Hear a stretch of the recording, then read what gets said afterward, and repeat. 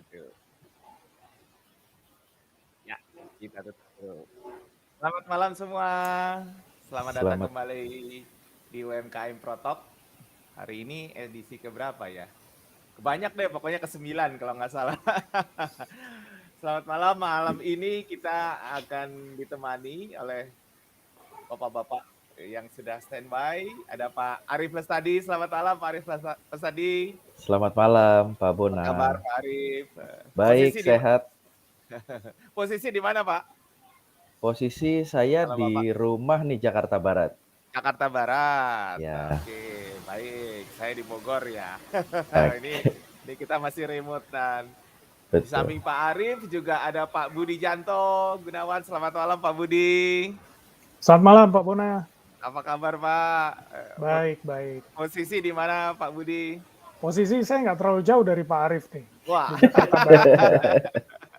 taunya sebelah-sebelahan enggak ya? Iya. Kalau Kalau dimeterin sebelah sih nggak sampai berkilo-kilometer sih, enggak dekat. Iya. berkilo-kilometer Beda ya. sungai aja ya, Pak ya. Seberang Iya, Oh, sungai beda ya, Pak ya. sungai. Batasi sungai. Wah, kalau gitu nanti saya juga pindah ke daerah Jakarta Barat nanti kalau gini supaya kita dekat-dekatan. Eh, Ya, malam ini kita akan ngobrol santai, ya ada Ya. sharing juga sedikit. Sharingnya sih materinya nggak materi santai ya, materi Mm-mm. yang sangat berguna ya. Tapi kita bawa ini santai, contohnya ya kita pakai baju santai aja ya, Betul. nggak usah nggak baju resmian. Cuma Ya, materinya materi yang menurut kami dan menurut saya juga itu materi yang sangat berguna banget di kondisi saat ini ya. Karena di saat ini kan banyak sekali usaha-usaha terutama teman-teman di UMKM yang ada yang sudah mulai, ada yang baru mulai, ada yang mau mulai gitu kan. Nah, apa-apa aja sih yang harus dipersiapkan, dilakukan. Nah, memang di topik-topik UMKM Protok sebelumnya memang bermacam-macam industri sudah pernah sharing di sini ya dengan berbagai macam tips yang menarik, kiat-kiatnya juga senang dan susahnya ya. Tapi kadang-kadang kita perlu juga ke core-nya untuk seperti apa sih mestinya kalau kita menjalankan satu usaha atau satu bisnis. Nah, malam ini kita punya waktu berapa lama? 3 jam, 4 jam? sampai subuh. Sampai subuh. Tergantung yang nanya ya. Nanti kalau yang nanya Betul. banyak nanti kita ini. Oh, ini aja udah ada yang selamat malam nih. Nggak apa-apa kita sapa dulu nih. Ada aku belum nyalain, ada Pak Daniel Sutrisna mungkin ini selamat malam. Selamat malam Pak Daniel.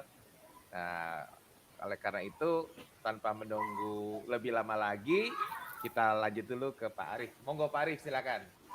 Oke, thank you Pak Bona. Pak Budi juga selamat malam teman-teman semua. UMKM harus dinaikin berarti ya Pak ya, presentationnya ya. Ya, Oke. boleh ya, aku naikin ya. Yes.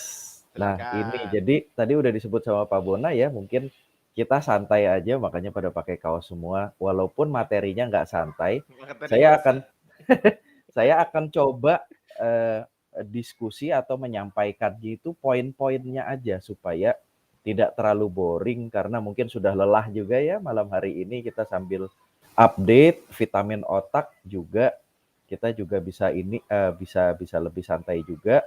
Kalau memang mau tahu lebih detail nanti bisa diputar ulang karena ini kan ada YouTube-nya, betul begitu ya Pak Bona ya. Atau nanti di akhir cerita mau tanya-tanya, mau info lebih lanjut, boleh juga. Tentu saya maupun Pak Budi akan dengan senang hati menjawab. Bahkan nanti kalau dibutuhkan untuk WhatsApp atau untuk apa, kita juga siap. Sip, Gitu. mantap. Oke, Silakan Pak Arif. saya akan mulai. Jadi nanti kebagiannya berdua nih saya dengan Pak Budi. Saya akan separuh, Pak Budi akan separuh juga. Kita akan ngomongin tentang right process will bring a great result atau di flyer nyebutnya apa proses yang benar menghasilkan hasil yang maksimal gitu ya. Betul. Seperti bentar. Kenapa nggak mau? Oke, kayak gini Nah, nih. sabar Mas, santai aja. Siap. Sudah pindah. Oke, Udah pindah silakan ya? Mas. Oke. Sudah, mantap. Nah, jadi sebenarnya untuk proses yang benar itu kita bagi jadi 7. Tapi kalau kita bahas semua dan dibahas detail, tadi yang saya bilang bisa sampai subuh gitu kan. Acara ini udah jadi nggak seru lagi, nggak jadi santai lagi, jadi nggak enak. Jadi kami akan coba ambil inti-intinya saja dan kita akan bahas cuma 4 pada malam hari ini. Jadi saya kebagian 2, Pak Budi akan kebagian 2. Sebelum masuk ke bola pertama 2, 3, dan 4, saya mau cerita dulu satu analogi. Jadi analogi ini adalah analogi bis. Siapa nih yang nggak pernah naik bis? Harusnya enggak ya, harusnya semua pernah naik bis ya, walaupun mungkin bisnya sekarang lebih nyaman kayak Transjakarta dan lain-lain, lebih nyaman dari mungkin zamannya saya Pak Budi atau Pak Bona dulu waktu zaman kuliah gitu ya, bisnya zaman jadul tuh lebih luar biasa lagi, lebih ekstrim. Nah, kalau kita bicara sebuah bis itu kan ada supirnya yang pasti. Supir bis itu kita analogikan sebagai seorang pimpinan. Kalau di UMKM mungkin nyebutnya bukan CEO, nyebutnya owner gitu kan, pemilik bisnis atau entrepreneur. Kemudian di dalam bis pasti ada penumpang gitu kan ya. Nah, penumpang itu kita sebutnya sebagai the right people. Kenapa the right people? Karena harusnya penumpang yang menumpang bisnya kita itu penumpang yang tujuannya sesuai dengan tujuannya bis gitu kan. Misalnya Grogol Kampung Rambutan, kalau yang di dalam itu tujuannya ke Tamrin misalnya, atau tujuannya ke mana, ke Cibubur gitu, berarti salah tujuan gitu ya, bukan right people. Nah, kita harus memastikan. Nah, sekali lagi kalau UMKM bisa jadi belum ada manajernya, biasanya mungkin tim leader gitu ya, atau supervisor, atau juga staff. Nah, cuman kita harus pastikan bahwa itu adalah orang-orang yang tepat. Yang lanjutnya tadi yang saya sebutkan ya, tujuannya harus tepat juga. Tujuan tepat ini diwakili dengan, kalau tadi saya sebutkan Grogol Kampung Rambutan, kalau di perusahaan diwakili dengan kita punya visi misi yang sama antara si sopir alias si yang punya bisnis dengan para staffnya, leader maupun manajersnya. Nanti dari situ akan berkembang jadi bisnis model kah atau bisnis plan kah dan seterusnya. Itu kita bicara tentang tujuan. Nah, kemudian untuk mencapai tujuan tersebut tentu ada aturannya gitu kan ya. Karena kayak bernegara pun kita ada undang-undangnya, di perusahaan pun harus ada aturannya. Walaupun ada beberapa perusahaan gitu, kalau kita bicara di Netflix bahkan bilangnya we are have no rules gitu kan ya. No rules-nya juga kan kita harus cermati ya, dimaksud dengan no rules seperti apa. Nah, itu kita lihat atau kita translasikan menjadi misalnya contohnya adalah SOP gitu ya, atau peraturan perusahaan atau KPI. Bisa jadi untuk yang UMKM versinya adalah versi sederhana, nggak jelimet kayak versi. Nah, yang saya tahu dari Pak Bona, teman-teman semua nih kebanyakan dari mantan profesional ya. Jadi mungkin ingat lagi beberapa tahun sebelum memulai bisnis, Iya. iya ya dulu saya ada KPI ini, KPI itu dan KPI, sebagainya. Ah, SOP, wah semualah. Policy ini, betul. policy itu, waduh. Nah, itu sebenarnya aturan dan rambu-rambu dan kita harus cermatin bahwa kita juga sebenarnya nanti kalau mau berkembang perusahaan kita, ya tetap harus ada aturan dan rambu-rambunya. Sekarang teman-teman itu kan pegang duitnya duit beneran nih. Kalau teman-teman mungkin dulu mantan bankers, yang dihitungin duit nasabah. Kalau hilang pun duitnya nasabah yang hilang, bukan duit kita. Lah kalau di sini gitu kan tanpa aturan dan rambu-rambu Duit yang sendiri. jelas, duit sendiri, Bo. Gila tuh habis Iya. loh, angus loh, duit hilang gitu kan. Gimana dengan family kita? Nah, itu dia. Nah, kemudian right time, kemudian right growth, dan we are right itu yang tadi yang mungkin tidak kita bahas malam ini, intinya adalah nanti ada yang terkenal itu PDCA, Plan, Do, Check, Action. Jadi bagaimana kita merencanakan, bagaimana kita melakukan, kita lakukan pengecekan, dan setelah itu perbaikannya seperti apa, kira-kira begitu. Ada satu quotes nih, quotes-nya dari orang Indonesia dulu. Jadi ada dua, ada orang Indonesia, ada orang luar negeri. Orang Indonesia, Bapak TP Rahmat, tentu Pak tidak Rahmat, asing ya, Triputra Group, semuanya Adira, ya. Daru, dan sebagainya. Menurut beliau, tanpa orang yang tepat, percuma create bisnis, cuma buang-buang duit. Nah, pastikan itu ya teman-teman. Jadi daripada meng-hire orang yang tidak tepat, lebih baik nggak usah meng-hire. Nggak apa-apa jadi Superman dulu, tapi sementara ya. Jangan jadi Ya, Superman selama selamanya. bisnis Anda, iya, bisnisnya nggak berkembang kan. Anda Iya, juga mau istilahnya coach bisnis itu autopilot. Anda juga mau autopilot kan, nggak mau tetap di satu bisnis terus jualan itu seumur hidup. Pasti mau bikin bisnis kedua, tiga, dan seterusnya. Jadi itu yang penting. Kemudian ada lagi yang penting dari Steve Jobs. ya. Kata Steve Jobs gini, yang paling saya kenang adalah kemampuan saya meng-hire dan mengumpulkan orang-orang yang tepat dari seluruh dunia yang membantu mewujudkan visi dan misi saya. Jadi ini penting sekali untuk sebagai bridging nih, saya mau ngomong yang pertama adalah get the right people. Jadi pastikan tadi tim Anda tepat. CEO atau kita entrepreneur itu seperti dirigen di orkestra gitu ya. Jadi harus yang main musik kan harus nadanya bagus ya, nadanya sesuai sehingga terjalin simfoni yang indah. Tapi kalau orang yang ngawur-ngawur, yang main biola ngawur, yang main apalagi drum ngawur, saksofon ngawur, biola ngawur, wah itu nggak jadi orkestra gitu ya, jadinya berantakan. Karena itu penting untuk punya right people. Bagaimana caranya? Kita nggak ajarin sekarang, tapi bisa hubungi Pak Bona tuh. Pak Bona spesialis di HR tuh. Saya jualan dulu tuh. Saya pertama saya jual adalah Pak Bona. Terima kasih Pak Arif. Gitu.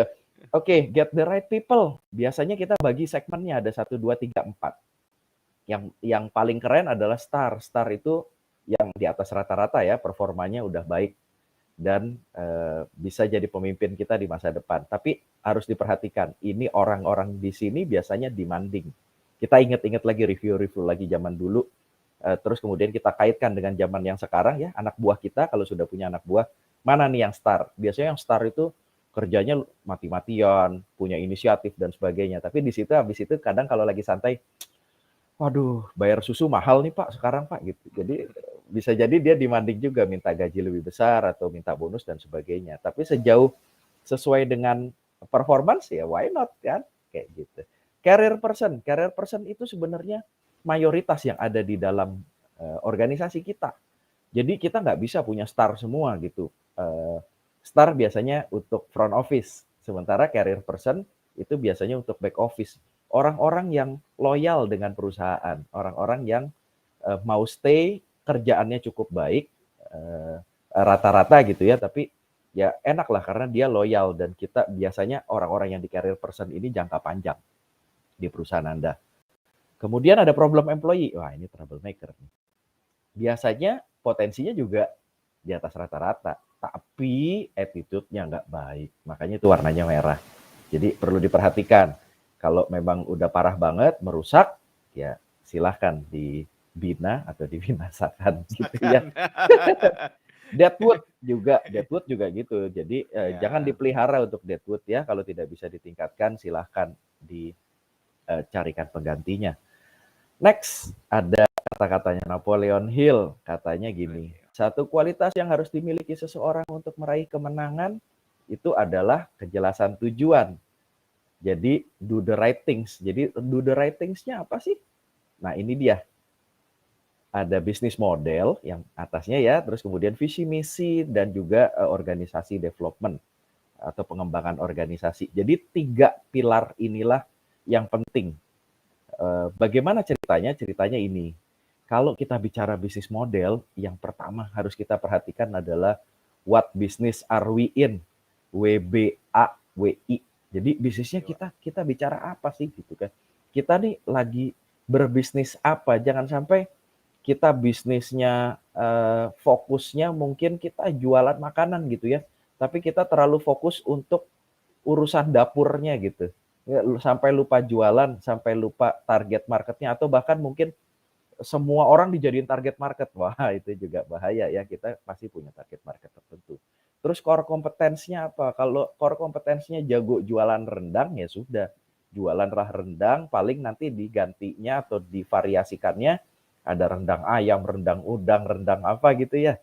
Nah, itu core competence namanya. Bumbu rendangnya kita punya yang khas, yang otentik banget, yang semua orang pasti bilang enak. Nah, tapi biasanya pengembangannya sekitar situnya dulu gitu. Baru kemudian ke yang lain. Jangan jualan rendang terus habis itu jualan cendol, jualan bakso, jualan apa di luar core competence kayak gitu. Nah, Pak setelah Arif, yes. kenapa ya kok malam ini jadi lapar ya? Makanan semua yang disebut. Iya, karena saya miss Pak Remi nih, Pak Iya. Remi belum join. Nanti Saya mau mungkin sebentar makan lagi rendang ya. beliau nih. Makan rendang. Oke. Lanjut Pak Arif.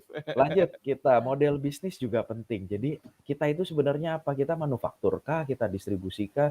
Kalau kita memang spesialisasinya di manufakturnya, ya distribusi itu tidak harus kita kekepin sendiri gitu ya, kita distribute sendiri.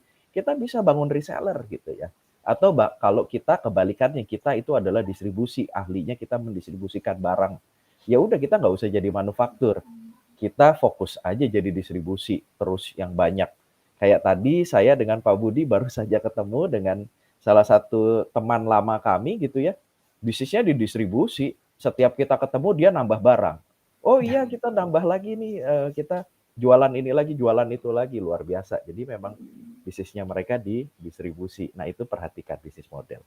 Lanjut, visi dan misi. Bisnis plan lebih rumit, mungkin saya nggak akan banyak bahas.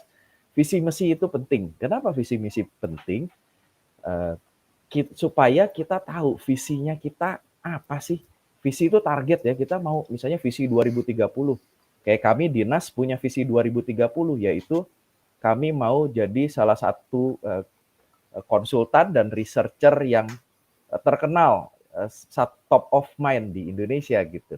Itu adalah visinya kami. Misinya apa? Misinya kami mau jadi partnernya Bapak Ibu semua, teman-teman UMKM dan juga perusahaan yang besar di setiap step proses perusahaan. Jadi kami mau jadi partner, kita temenin bareng-bareng. Itu misinya kita. Nah, visi misi ini harus jelas dan juga harus diketahui dengan baik oleh timnya kita. Karena kalau mereka nggak tahu cita-cita bosnya, mereka bikin cita-cita sendiri di perusahaan Anda gitu. Jadi jangan sampai tuh ada cita-cita di dalam cita-cita. Nah, itu akan merusak. Yang berikutnya adalah organization development. Ini sebenarnya kalau udah gede ya. Kalau udah gede ini diperlukan, tapi kalau misalnya masih kecil teman-teman UMKM, yang penting adalah job responsibility dan job description-nya. Jadi masing-masing tugasnya apa sih? Kalau Anda jualan di Shopee, Tokopedia misalnya gitu ya. Ini bagian packaging. Tugasnya bagian packaging apa? Tugasnya yang terima order apa? Tugasnya yang balas-balas chat apa? Itu harus jelas. Sehingga mereka juga tahu more or less kerjaannya apa saja. Berikut ada quote-nya dari Toyota Way, akhirnya adalah apa? Akhirnya proses yang benar akan menghasilkan hasil yang benar, begitu. Nah, sebelum masuk ke tempat atau dilanjutkan oleh Pak Budi, saya mau cerita sedikit, harusnya sih udah banyak yang tahu nih tentang filosofi pohon bambu.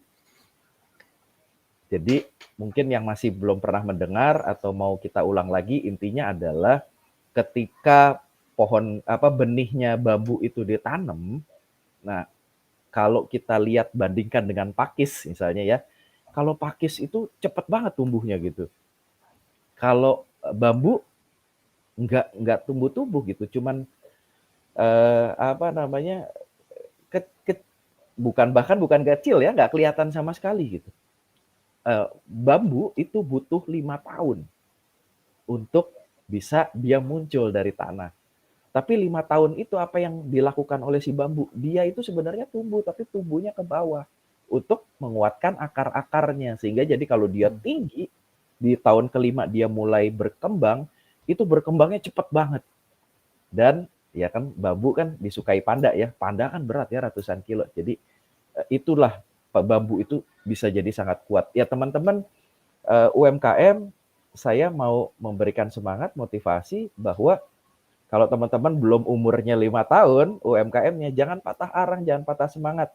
Anda seperti bambu, tumbuh kuatin aja akar-akarnya dulu, nanti pasti ada waktunya Anda bisa langsung kayak pohon bambu, langsung tinggi ke atas. Gitu. Mantap. Saya lanjut ke Pak Budi, silahkan Pak Budi. Oke, thank you Pak Arif. Thank you juga Pak Bona. Selamat malam teman-teman. Jadi saya melanjutkan Pak Arif ya. Kalau kita bicara mengenai do things right, ini ada beberapa poin di sini. Yang saya boleh bilang ini jadi semacam, kalau kita lihat lebih dalam nanti, itu semacam fondasi untuk apa yang kita rencanakan ke depan, begitu ya. Jadi pertama itu ada membuat peraturan. Nanti kita lihat detailnya seperti apa. Jadi yang kedua adalah membuat sistem penghargaan untuk para staff, untuk para karyawan tentunya, untuk rekan-rekan sekerja kita lah dalam hal ini ya, kalau kita bicara UMKM. Kemudian kita perlu juga membentuk pusat pelatihan, itu yang ketiga ya. Keempat, membentuk budaya perusahaan.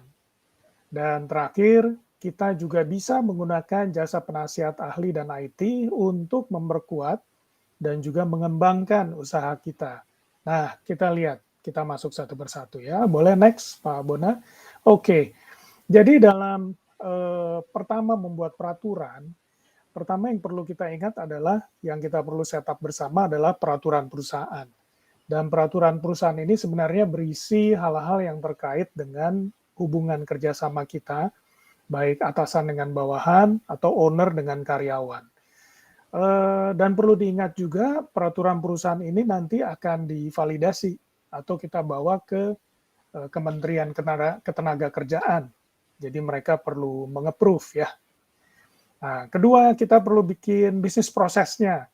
Bisnis proses ini tadi juga sudah disebut oleh Pak Arif, tapi pada dasarnya ini adalah suatu skema terhadap representasi dari apa yang mau kita capai dari visi misi kita itu. Kita buat suatu bisnis prosesnya yang menggambarkan bagaimana proses itu berjalan dari ujung depan sampai ujung belakang. Atau kalau dalam kita mendeliver suatu produk, maka berarti mulai dari supply-nya, prosesnya di dalam, atau box di mana kita memproses bahan-bahan baku kita, lalu sampai keluar. Nah, itu kita bicara bisnis proses. Turunannya dari itu, maka kita bisa membuat namanya SOP. Tadi juga Pak Bona sebut di depan ya. Kalau udah korporat besar itu, kita udah nggak bisa lari deh dari SOP. Semuanya sudah diatur. Bahkan satu divisi bisa punya banyak SOP. Begitu ya Pak Bona ya. Yang cukup detail. Lalu diturunkan menjadi WO, Working Instruction atau Working Procedure-nya. Kemudian setelah kita punya bisnis proses, kita perlu juga menyusun KPI, Key Performance Indicator. Karena ini nanti yang akan menentukan di akhir suatu periode, katakanlah kalau kita punya masa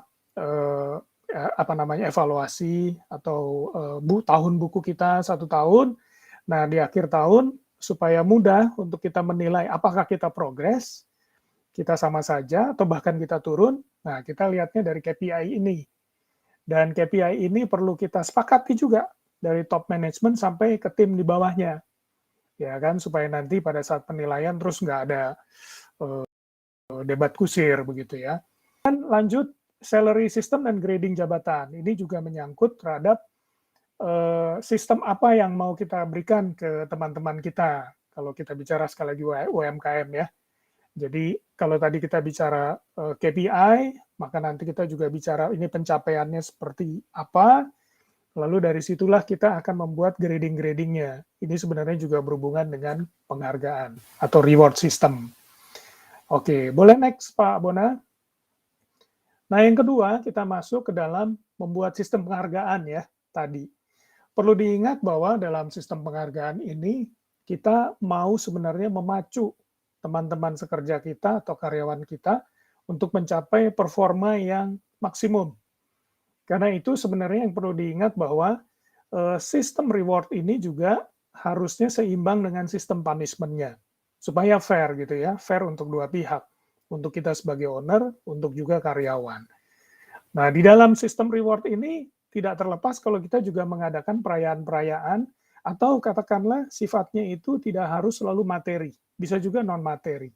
Penghargaan kecil, ucapan terima kasih, itu juga merupakan bagian dari sistem reward. Ya. Dan bagaimana kita bisa membangun sistem reward yang baik, kita harus perhatikan juga KPI kita itu harus dinamis. Jangan kaku dan terus melihat kondisi terkini. Dan tentunya setiap saat KPI ini bisa kita rubah begitu ya. Bisa kita tambahkan, bisa kita kurangi. Kembali lagi melihat pada kondisi. Jadi kita bilang suatu KPI yang dynamic. Kemudian juga tadi sudah disebutkan sistem reward ini juga harus di-link juga dengan sistem punishment-nya juga.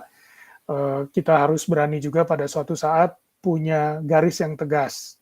Ya, kita tentunya nggak mau punya tim yang tidak produktif, lalu kita nggak bisa ngapa-ngapain. Nah, semua itu terreflect dalam aturan atau sistem penghargaan yang kita buat di sini. Jadi ini hal kedua yang cukup penting untuk kita set di dalam organisasi kita. Boleh next, Pak Bona? Yang ketiga adalah membentuk pusat pelatihan. Nah, kita tahu bahwa memang kita sendiri datang dari berbagai macam karakter, berbagai macam latar belakang, bahkan mungkin kalau tadi Bapak Ibu dikatakan orang-orang profesional begitu ya, memasuki dunia yang baru, dunia usaha, tentunya perlu juga diasah kemampuannya. Jadi di sini kita memikirkan bagaimana kita meningkatkan keterampilan. Keterampilan bagi level di atas juga, top management, bisa juga di level karyawan di bawah. Dan intinya adalah yang kita latih adalah soft skill dan juga hard skill. Jadi kita bicara mengenai kemampuan hati, pikiran kita, dan terutama kompetensi. Itu yang penting untuk dilatih juga. Dan yang penting juga waktu Bapak Ibu sudah mulai membuat cabang-cabang, disitulah sebenarnya Bapak Ibu perlu mempunyai sistem pelatihan yang baik, yang punya silabus, bahkan juga mungkin punya trainer-trainer yang sudah teruji, karena Bapak Ibu perlu mendeploy ke cabang-cabang, supaya tentunya Bapak Ibu tidak ingin mutu dari satu tempat ke tempat lain berbeda, ya kan? Jadi mutu layanan, mutu produk, dan sebagainya itu Bapak Ibu ingin punya value atau kualitas yang sama. Karena itulah perlu punya pelatihan-pelatihan. Oke, next Pak Bona. Keempat, kita lihat bagaimana kita perlu membentuk budaya perusahaan. Budaya perusahaan ini ada beberapa. Tadi Pak Arief bilang, pertama adalah kita menjalankan PDCA, Plan, Do, Check, Action. Itu memang nanti ada di poin berikutnya juga ya Pak Arief ya. Bisa kita lihat secara detail. Tapi ini kalau kita mencontoh pada perusahaan-perusahaan kelas dunia ya, kalau bisa sebut perusahaan-perusahaan besar seperti GE, Nokia dulu, perusahaan zaman dulu begitu ya, mereka itu punya sistem untuk melakukan planning, cek, dan juga melakukan correction dengan berbagai tools yang rasanya kita semua kenal. Ada Six Sigma, ada 8D, ada A3, tapi yang kita kenal yang paling simpel sebenarnya Bapak Ibu UMKM bisa pergunakan itu PDCA, Plan, Do, Check, Action. Jadi pada saat kita melakukan suatu planning, kita lakukan itu, lalu kita lakukan cek, kita pastikan bahwa setiap rencana yang sudah kita susun itu memang berjalan sesuai rencananya, dan lakukan itu terus secara cycle. Jadi intinya adalah sebenarnya ini kita bicara continuous improvement, begitu ya. Kemudian yang kedua adalah Genba. Genba atau dalam hal ini adalah kita melihat persoalan tersebut langsung ada di lapangan. Ini kita sering dengar nih dari perusahaan-perusahaan Jepang, ya. Perusahaan Jepang waktu mereka menerapkan beberapa continuous improvement mereka, itu bahkan sampai top manajemennya itu mereka harus hadir. Kalau mereka suatu perusahaan produksi, manufacturing, mereka hadir di tengah-tengah lini produksi untuk melihat masalahnya ada di mana. Dan mereka benar-benar bawa data-data yang ada di lapangan itu ke dalam ruang meeting. Jadi istilahnya tuh mereka tidak mau bilang ada orang yang mengatakan, oh di sana terjadi hal-hal seperti ini. Nah, mereka benar-benar ingin melihat, mereka ingin mendeteksi sendiri, lalu membawa itu ke dalam untuk melakukan perbaikan. Melakukan 5R, ini rasanya cukup banyak yang bisa kita lakukan di sini, ringkas, rapi, resik, rawat, rajin. Sebenarnya ini adalah membangun suatu culture yang baik ya, kondisi yang rapi, bersih, sehingga kita bekerja pun semangat begitu ya, karena semuanya tertata dengan rapi. Kadang-kadang ekstrim yang satunya kalau kita punya daerah produksi yang acak-acakan begitu, kadang-kadang mencari tools saja sudah susah begitu ya. Jadi sehingga kita agak sulit meningkatkan produktivitas. Kemudian yang berikut kita perlu benar-benar melihat itu tadi berhubungan dengan Genba juga. Ini sebenarnya yang saya bisa bilang juga, kita benar-benar kalau menemukan suatu masalah, kita perlu cari inti akar masalahnya. Lalu kita lakukan perbaikan dari akar masalahnya. Dan ini adalah suatu skill sebenarnya yang bisa dilatih oleh rekan-rekan semua. Membangun semangat, melakukan perbaikan-perbaikan secara berulang, sedikit-sedikit. Itu yang namanya continuous improvement. Lalu terakhir rapat kerja ya.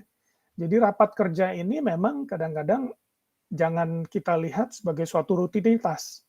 Walaupun misalnya katakanlah kita membuat rapat kerja secara keseluruhan dalam 1 bulan, kadang-kadang mungkin karena di awal progresnya belum terlalu banyak, tapi lakukanlah itu terus, karena dari sanalah Bapak Ibu akan bisa mengeset atau melihat target-target yang sudah di-set, bagaimana juga Bapak Ibu melihat moral dari tim, lalu juga mungkin bisa melakukan perbaikan-perbaikan, bahkan juga mengatur posisi karyawan-karyawan.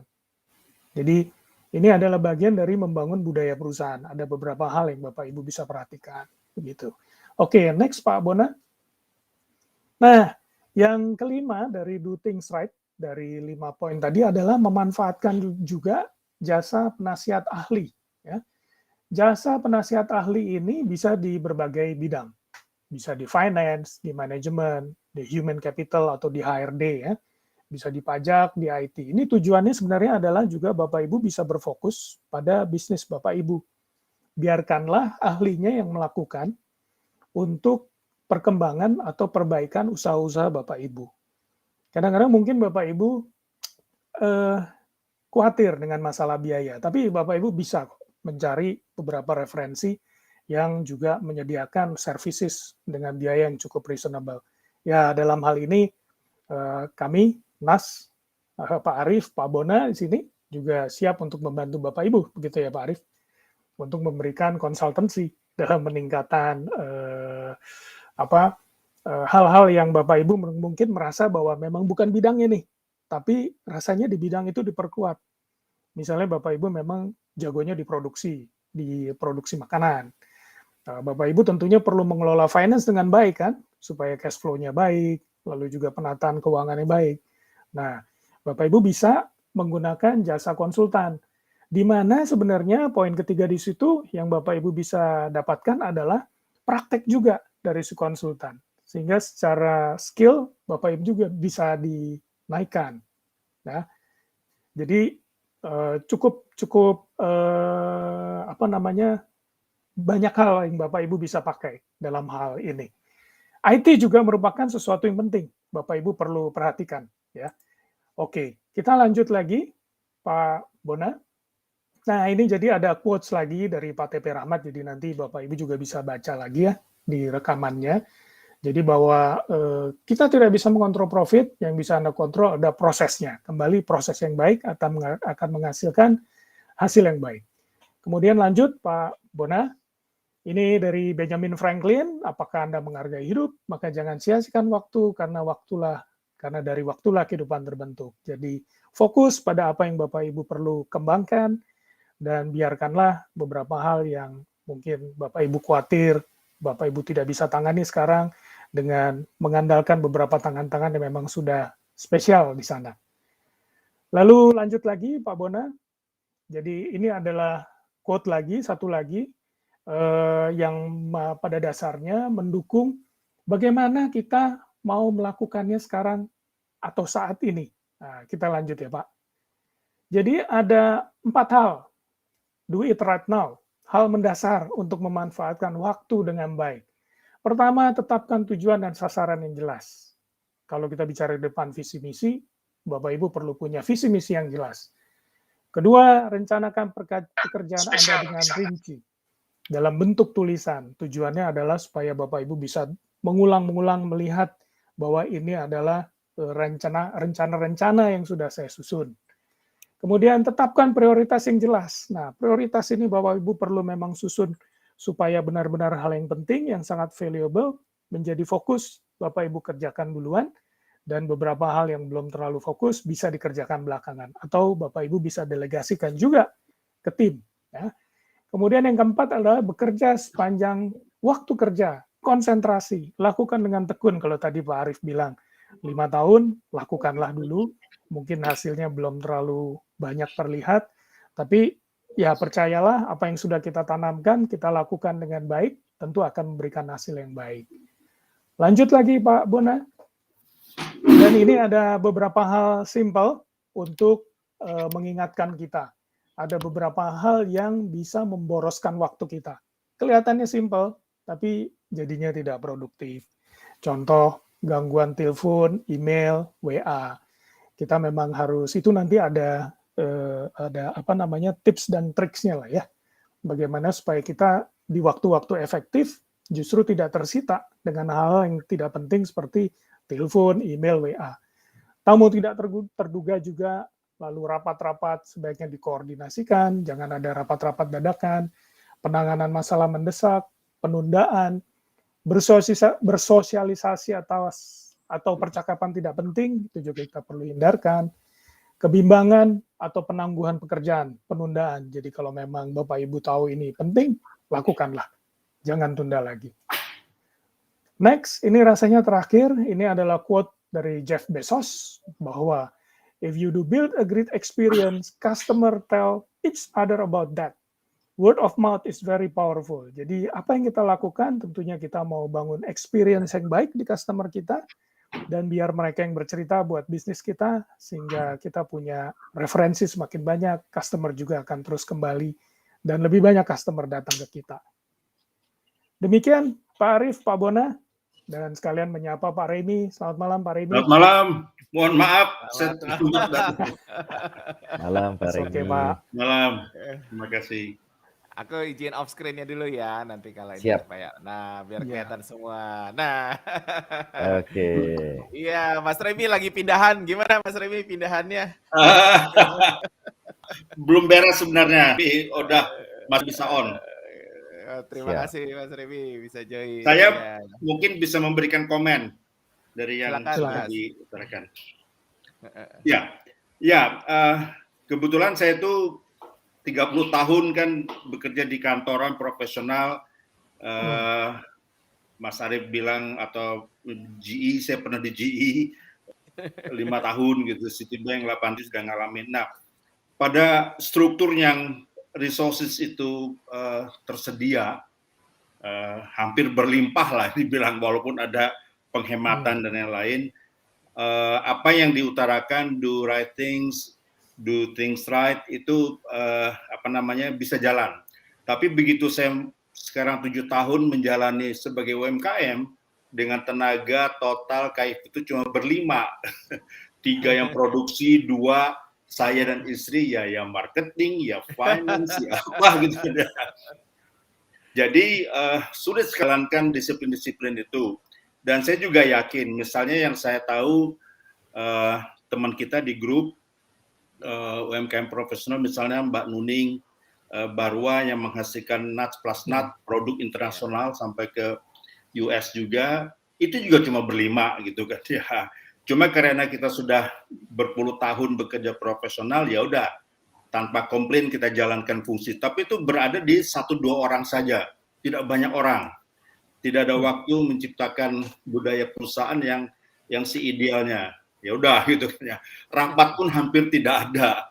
Jadi lebih ke instruksi-instruksi gitu. Karena diburunya waktu, apalagi pada situasi pandemi. Jadi situasi UMKM saat ini saya amati itu benar-benar yang tadinya sudah berhasil, misalnya kayak food di skala kecil menjadi mikro sekarang karena dimensi jadi menciut. Dulu menengah mungkin sekarang jadi kecil gitu kan ya. Jadi sebagian besar pada situasi yang mikro saat ini karena penjualan rendah dan lain-lain. Nah, yang jalannya saya lihat adalah kalau ada dorongan-dorongan misalnya sertifikasi. Kebetulan saya menjalani sertifikasi MDB POM. Nah, di situ Badan Pengawas Obat dan Makanan melakukan enforcement dalam bentuk SOP, dalam bentuk apapun lah policy yang ini. Nah, itu yang mewakili yang tadi dijelaskan, tapi dari luar, jadi susah dihidupkan di dalam, dari dalam sendiri. Kemudian apakah dia mengambil sertifikasi PRT atau halal, itu ada. Jadi melalui panduan itu bisa. Saya lihat juga di dalam grup WhatsApp grup UMKM profesional yang namanya mendapatkan panduan dari yang ahli, mungkin secara finansial susah, tapi kita dengan sharing, ya informasi kah, apalagi sekarang webinar banyak sekali yang sifatnya gratis, dan itu kontennya adalah yaitu panduan tenaga ahli sebenarnya. Jadi misalnya kalau saya nyebut nama Mbak Yanti Isa dari McFood itu sering mengadakan webinar mengenai bisnis manajemen produksi. Nah, itu ada berbayar tidak terlalu mahal, tapi sebenarnya kontennya adalah yang tadi. Jadi kalau misalnya UMKM agak susah menggunakan perusahaan konsultan, karena misalnya kayak mengurus halal saja itu mahal, berat sekali pada saat ini gitu kan ya. Jadi ya saya berharap dengan adanya grup WhatsApp grup kayak UMKM profesional, maka tenaga ahli itu akan berjalan walaupun dengan skala yang tidak atau kedalaman yang tidak terlalu dalam juga. Tapi paling enggak orang yang pintar menggunakan kesempatan itu dia akan dapat juga untuk kebutuhan dia. Sampai pada situasi yang kalau cash flow kita membaik itu akan bagus. Tapi kalau misal perusahaan agak lebih besar, kalau saya menyebut misalnya Dewata Mebel, teman kita Effendi Ang, dia sudah punya 2 cabang di Denpasar dan Medan. Nah, maka apa yang dibilang tadi mencari tenaga yang star kah, yang mana itu akan ada. Tapi kalau misalnya situasi kayak yang saya alami, cuma berlima, susah sekali mendapatkan orang kaya aja gitu kan ya. Itu kali situasinya. Nanti saya berharap dalam grup Mas Arief dengan Mas Budianto rajin-rajin sharing aja gitu. Situasinya kalau memang membaik kita akan menggunakan secara ofisial. Tapi dengan sharing yang sering maka akan kedekatan juga. Jadi kita tahu kalau memang diperlukan yang spesifik kita tahu kemana gitu kan ya. Sama juga dalam grup kita libatkan orang kayak Pak Riki itu untuk yang sifatnya branding, mendapatkan merek gitu ya. Ada juga satu orang yang dari legal, siap membantu walaupun selama ini mungkin saja. Nah itu kali adaptasinya saya bentuk dalam bentuk komunitas tadi, berkumpul untuk saling berbagi dan belajar.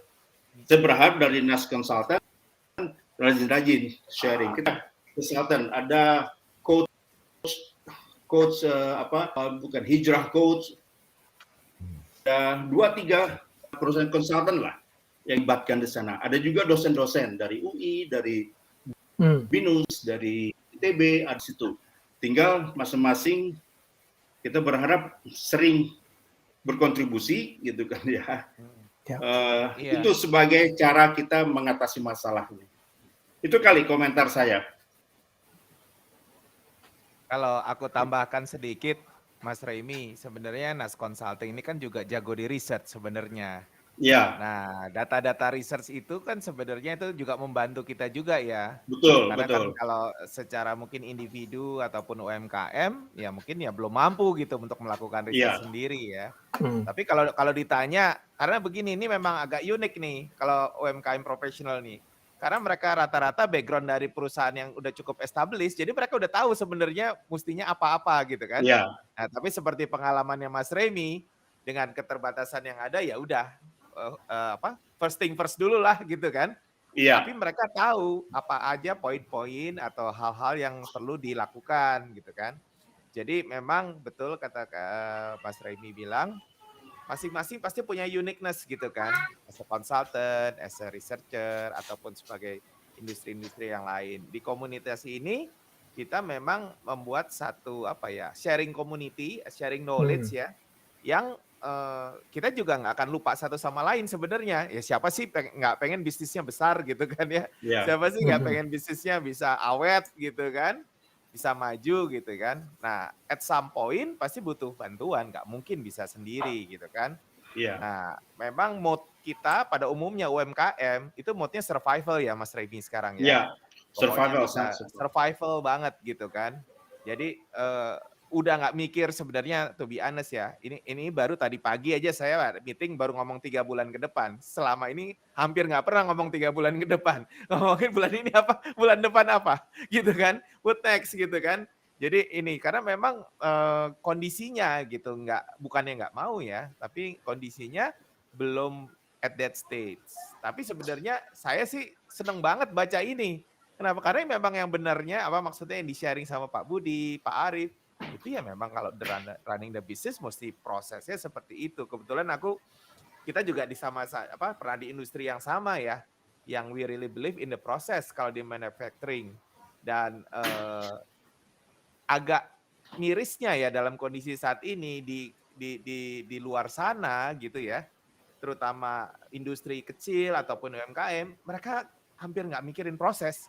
Pokoknya udah hasil jual, next-nya apa gitu kan. Padahal itu proses juga ya. Nah, masalah inefisiensi sama ini dan lain-lain, waduh udah nggak ke situ deh. Yang penting kalau misalnya barang, kalau misalnya jualan makanan atau apa cepat laku, jangan sampai basi. Bahan bakarnya bahan dasarnya ada, supply-nya bisa jalan misalnya seperti itu ya. Kalau di ini saya misalnya di yang event apa besok apa harus ini lakukan, step-stepnya seperti itu kan. Terus kemudian kalau Mas Remy berlima, kalau saya cuma bertiga, Bona, Ventura, Erwin. Mas Remy masih berlima, saya ada Bona, Ventura, Erwin. Nah ini masalahnya nggak 24 jam ditambah jadi 3 gitu, 24 jamnya harus dibagi. Jadi memang harus pinter-pinter benar. Salah satunya atur waktu. Nah, mungkin yang saya coba tanyakan ke Pak Budi atau Pak Arief ya, hal yang mudah ya kan karena sebagai UMKM tadi mungkin background dari Mas Remy juga, terus dari saya ada sedikit komen, step gitu kan, ujung-ujungnya step. Apa sih yang harus dilakukan duluan nih, 1, 2, 3-nya? Supaya teman-teman UMKM, oke, ini nomor 1 nih saya harus melakukan ini dulu nih. Terus nanti kedua, nah ketiga, sampai situ dulu aja gitu kan, baru nanti mereka mau ke ini. Monggo silakan Pak Arief atau Pak Budi. Pak Budi, saya izin jawab dulu ya Pak Budi ya. Nanti Pak Budi boleh Silakan tambahkan. Iya. Kan kalau prajurit disuruh maju duluan kan, kalau jenderal mah belakangan. Jenderal cuma menambahkan. Nggak terbalik gitu ya Pak. Oke, terima kasih Pak Remy, Pak Bona. Itu valid banget. Dan itu di Indonesia memang seperti itu dan kita juga bahkan kita sekarang lagi menguji bisnis model yang kami sebutnya Enjoy. Jadi ada NAS Enjoy. Enjoy itu singkatan dari Entrepreneur Journey. Jadi di Entrepreneur Journey ini kita bicara kalau di Indonesia mungkin Bapak Ibu yang juga nonton pasti ingat banget jargonnya Tokopedia pernah bikin hashtag yang katanya tulisannya adalah mulai aja dulu. Bener ya? Iya kan? Ya kita mulai aja dulu gitu. Pokoknya kalau mau berbisnis mulai aja dulu. Kalau terlalu banyak hitung-hitungannya akhirnya bisnisnya nggak dibuka gitu. Orang-orang ada beberapa quote bahkan menyebutkan seperti itu. Bisnis yang bagus adalah bisnis yang dibuka gitu. Bukan bisnis yang tatarannya cuman planning doang. Itu setuju banget. Jadi di kami, Dinas Consulting juga kita melakukannya hal tersebut. Maksudnya untuk UMKM yang entry level kita sebutnya begitu ya. Itu biasanya kita sediakan trainingnya juga kita murah, training yang di bawah 1 jutaan, 500.000, 300.000 dan sebagainya, dan itu full day. Kita membantu untuk para UMKM ini kira-kira seperti apa sih untuk bisa maju, paling tidak dapat ininya loh, kulit-kulitnya seperti apa secara overall. Kemudian kalau mau dilakukan sendiri, silahkan dilakukan sendiri. Tapi nanti kalau misalnya memang butuh bantuan yang tadi bisnisnya sudah mulai bergulir dan kelihatannya butuh bantuan, barulah mungkin ada metode yang lebih private masing-masing. Nah, itulah sebenarnya core-nya dari tempat kami consulting. Nah, untuk saya mau sharing sedikit sebenarnya, sharing tentang Nas Consulting and Research-nya sendiri. Sebenarnya mirip dengan kami juga UMKM kok, dan itu juga narrow. Tadi setuju dengan Pak Remy bilang yang menengah sekarang tiba-tiba jadi kecil gara-gara segmentasinya si pemerintah diganti kan dengan adanya Undang-Undang Cipta Kerja, Cipta Karya ini di narrow tuh di bawah 5 miliar mendadak jadi kecil lagi gitu. Padahal kita udah bangga dengan menengah, wah 5 miliar kita menengah. Tapi tiba-tiba terus jadi kecil lagi gitu. Tapi di situ juga kita lakukan introspeksi juga, kita lakukan evaluasi. Dan kami di NAS juga bukan yang tidak terkena pandemi, kami juga terkena pandemi juga. Kita bahkan juga sempat puasa. Saya sempat cerita dengan Pak Bona juga beberapa saat yang lalu, kita juga sempat puasa order.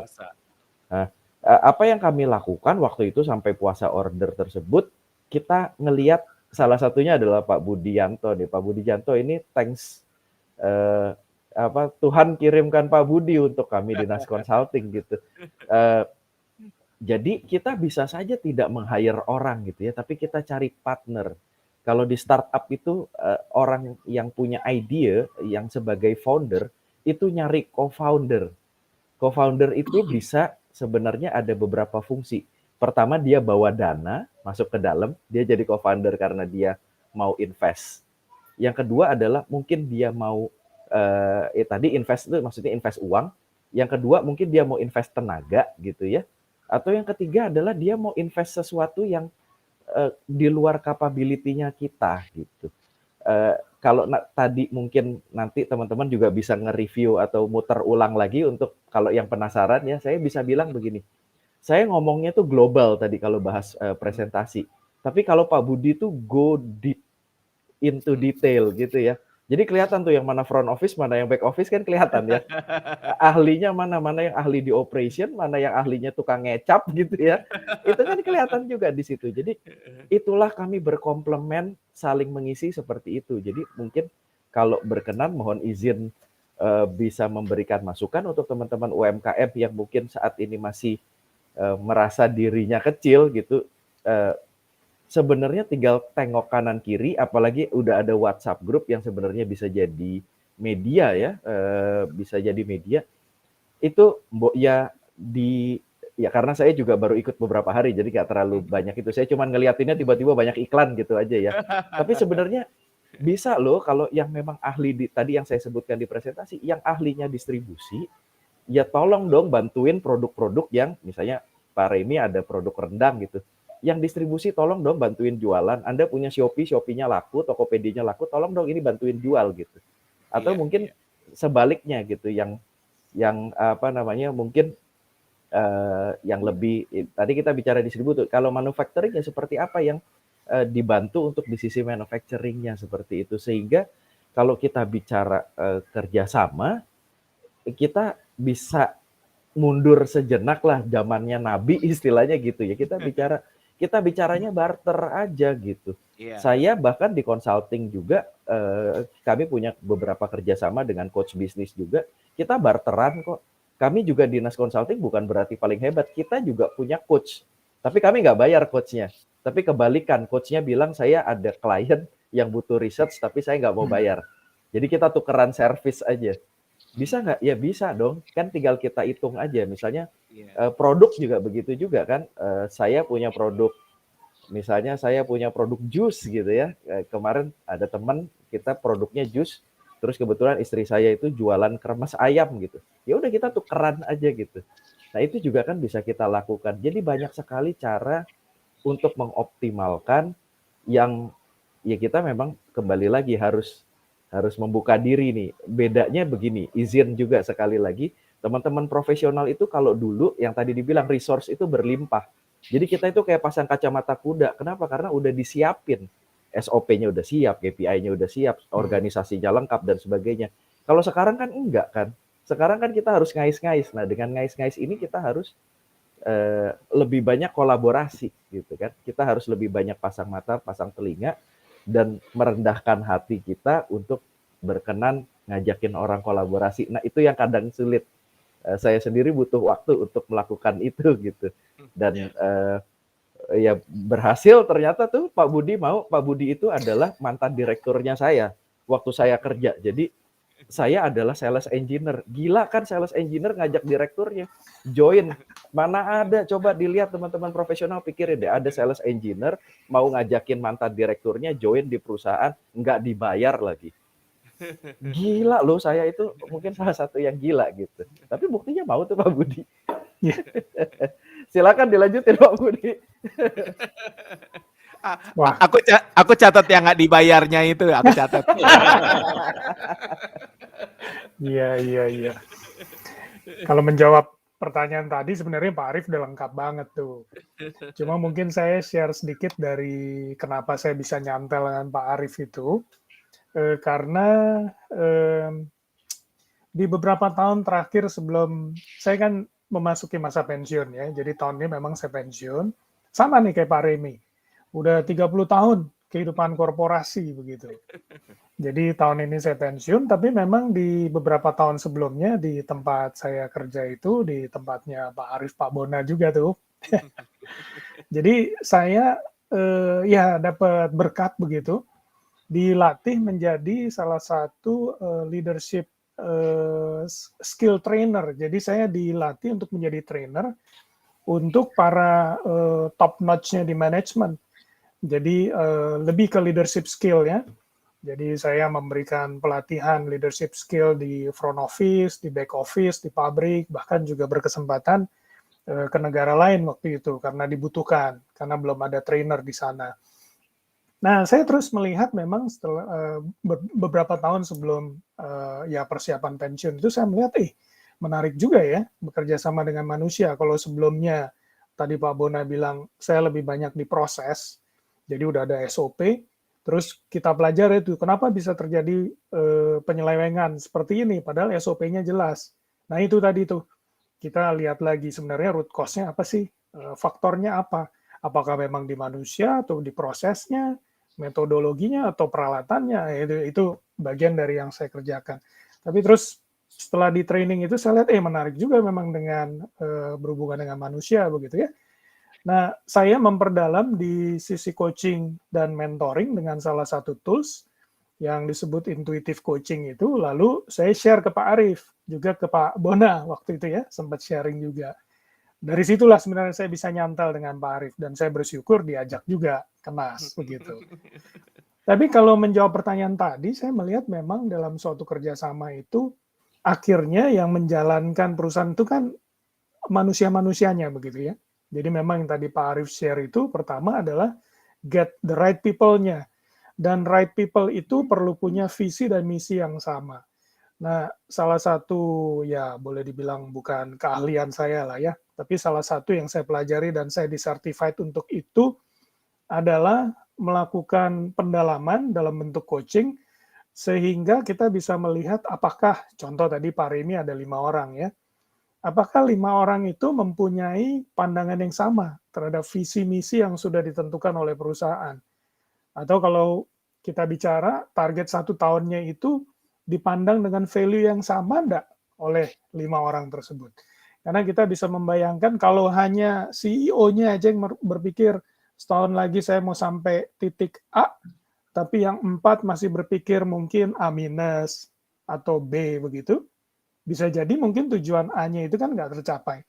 Nah, itu yang saya coba sumbangkan di NAS dalam rangka untuk mencari atau membuat alignment lah di antara sesama orang atau sesama member di dalam manajemen.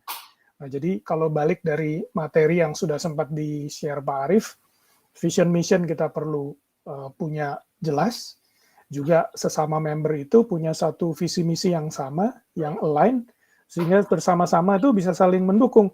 Apalagi zaman sekarang ya, lagi dalam kondisi pandemi begini, kalau hanya 5 orang tapi terus yang 1 atau 2 mundur, tentunya itu akan sangat berat buat yang 3 begitu ya. Saya nggak kebayang sih kalau Pak Bona tuh.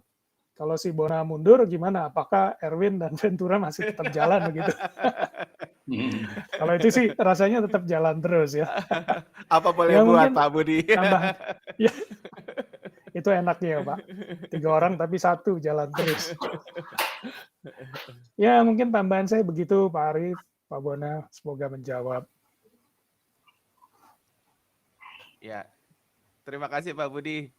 Memang challenge-nya luar biasa ya di masa pandemi ini, di mana siapapun ya, baik yang sudah berpengalaman ataupun yang baru mulai, itu kayak semuanya di riset jadi nol lagi gitu, semua belajar baru lagi ya. Tapi memang banyak hal yang simpel sih sebenarnya kayak tadi ya 1, 2, 3 ada beberapa poin yang seperti Pak Arief bilang masalah barter ya.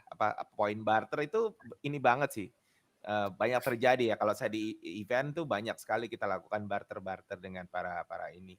Terus kemudian yang kolaborasi itu ya itu juga memang yang terus terang saya sekarang banyak bukan banyak lah, usaha yang saya jalankan itu memang berjalan dengan kolaborasi. Dan kayaknya orang juga udah mulai melihat itu salah satu cara untuk survive juga gitu kan. Kalau dulu kan memang orang berkompetisi ya. Jadi benar-benar ya nggak peduli lah itunya mau lawannya apanya, pokoknya kompetisi dia menang. Tapi dengan kondisi sekarang dengan kolaborasi. Terus kemudian juga poin yang dikatakan Pak Budi mengenai hal-hal yang mendasar sebenarnya yang kita tahu, tapi karena dalam kondisi yang agak berbeda ya mungkin kita mesti tinjau lagi gitu kan. Walaupun sebenarnya ya poinnya sama gitu kan.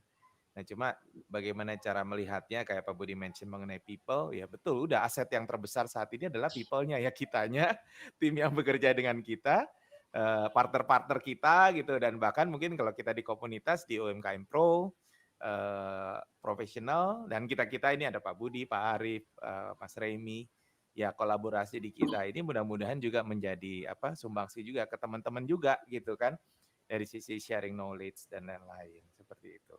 Nah kan aku bilang pasti waktunya kurang kalau 1 jam, soalnya sekarang udah 1 jam.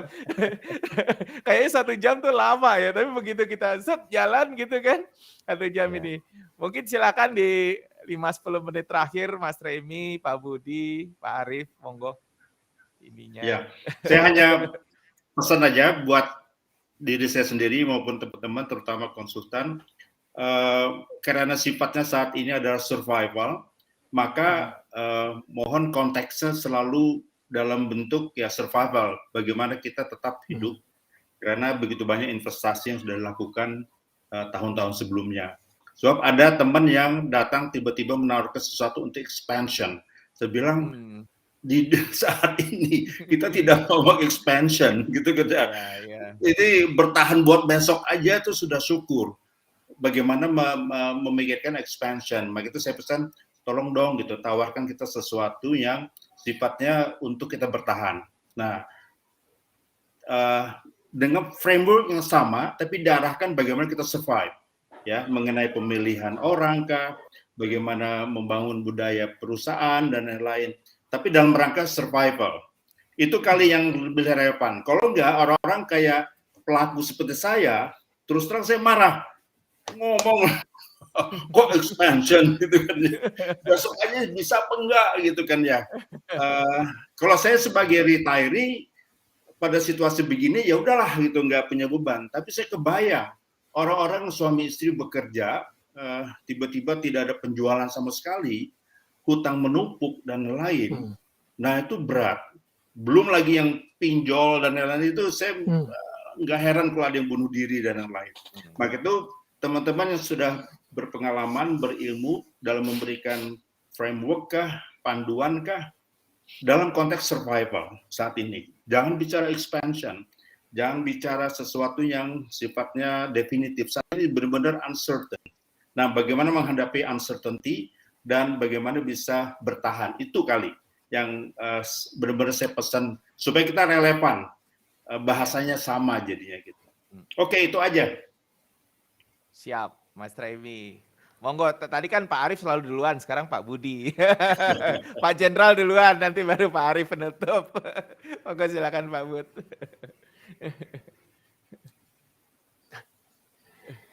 Ya, saya nggak terlalu banyak juga, karena udah banyak juga yang kita bicarakan di depan ya. Halo? Ya, Kayaknya silakan. internet saya lagi agak turun ya. Terdengar kok, Pak Budi. Oh, oke. Monggo silakan.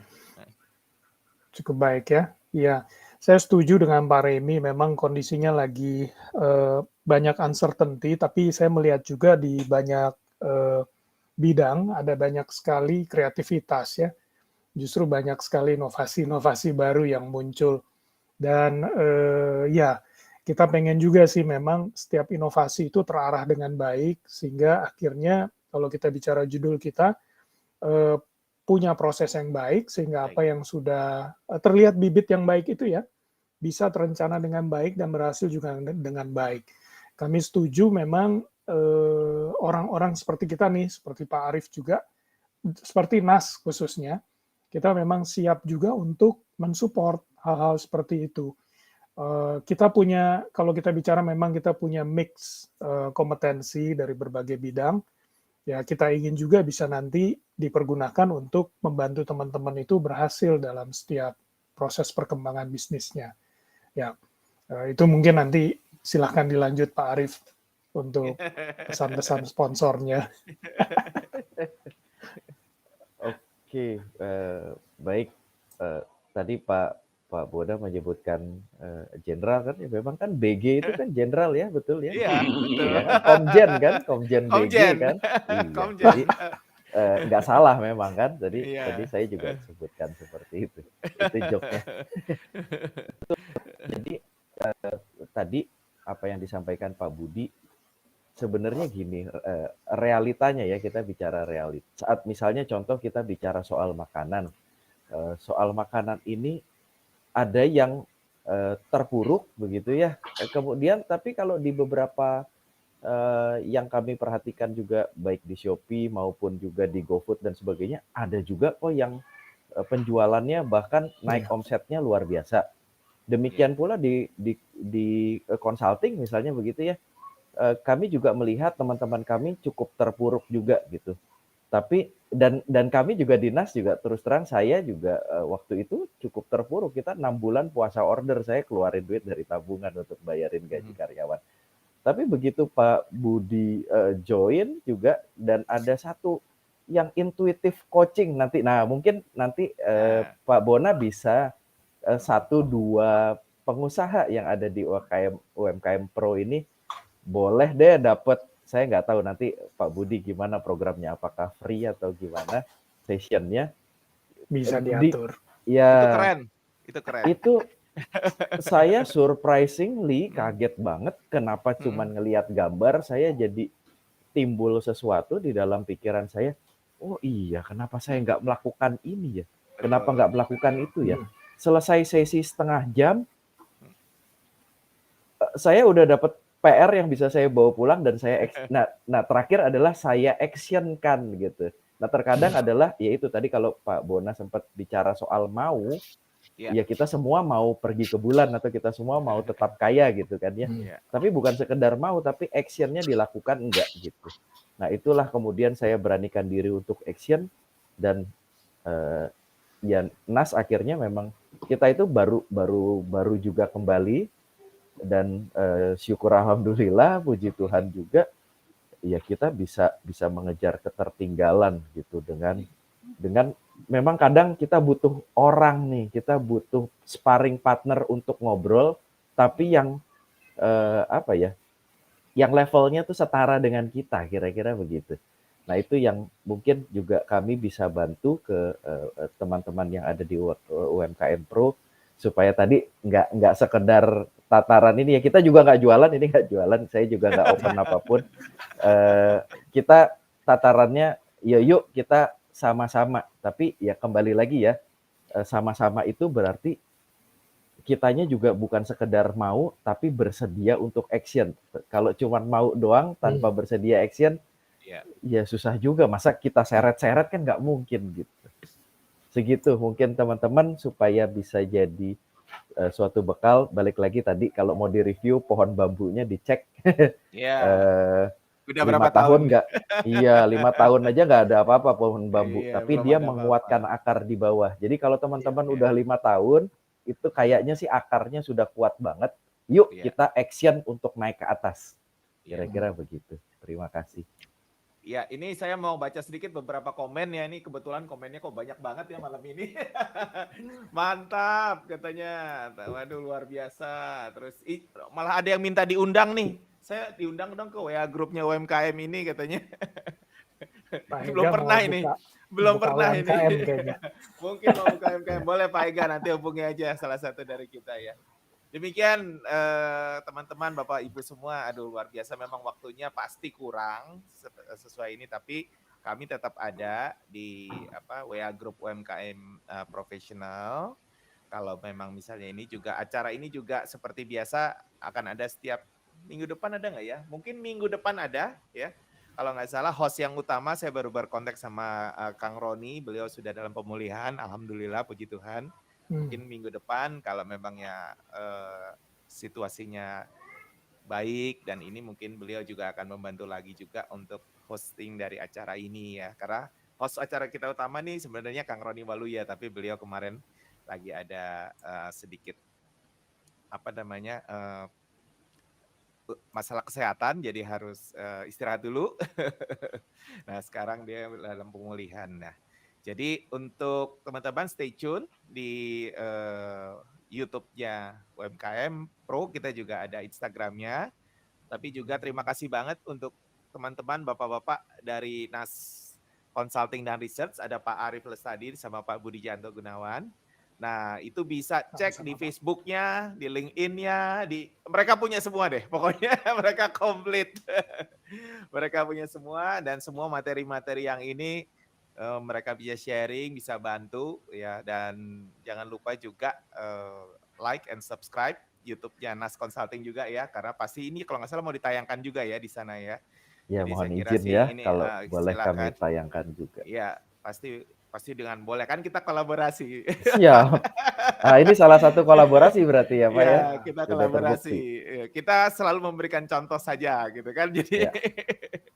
jadi bisa juga. Terima kasih juga Mas Raimi, lagi pindahan, mohon maaf jadi agak mengganggu sedikit. Mungkin habis ini beres-beres lagi ya. Tetap semangat Mas, pindahan beres-beres. Gitu, mudah-mudahan lancar-lancar. Terima kasih semua.